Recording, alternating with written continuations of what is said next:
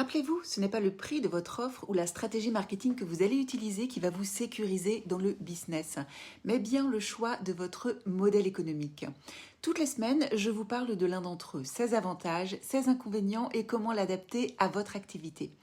Aujourd'hui, nous allons parler du modèle économique high ticket. Voici ses avantages.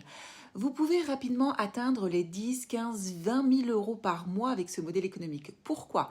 Parce que vous y vendez une offre chère. Elle peut démarrer à 900 euros ou 1000, 2000, 5000 euros, voire beaucoup plus. J'ai acheté des offres à étiquette à 15 et même à 24 000 euros.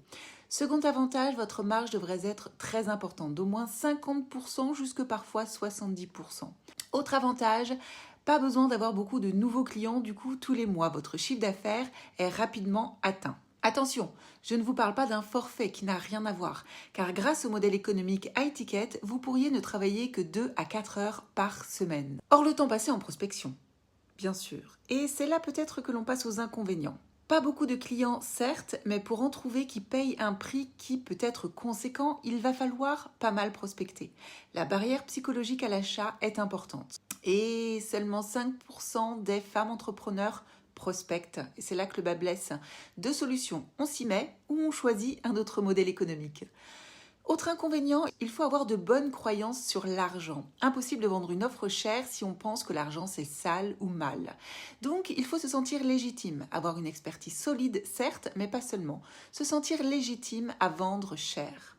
Il faut aussi être OK pour avoir une cible malgré tout assez élitiste ou qui soit très consciente de sa problématique et veuille la résoudre coûte que coûte, c'est le cas de le dire. Si vous voulez l'adapter à votre business, voici la marche à suivre. Tout d'abord, choisissez une transformation précise et concluante qu'apporte votre expertise.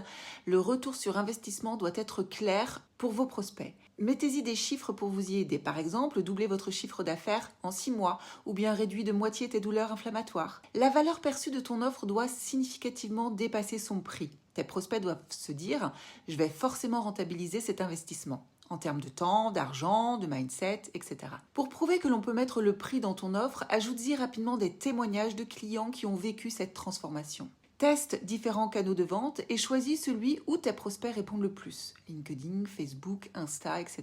Entoure-toi rapidement d'une équipe de closers et closeuses pour t'aider. N'aie pas peur de déléguer. D'ailleurs, automatise aussi rapidement ton marketing et ton suivi client. Et surtout, suis tes KPI, tes chiffres, tes statistiques si tu veux t'améliorer et perdre le moins d'argent possible.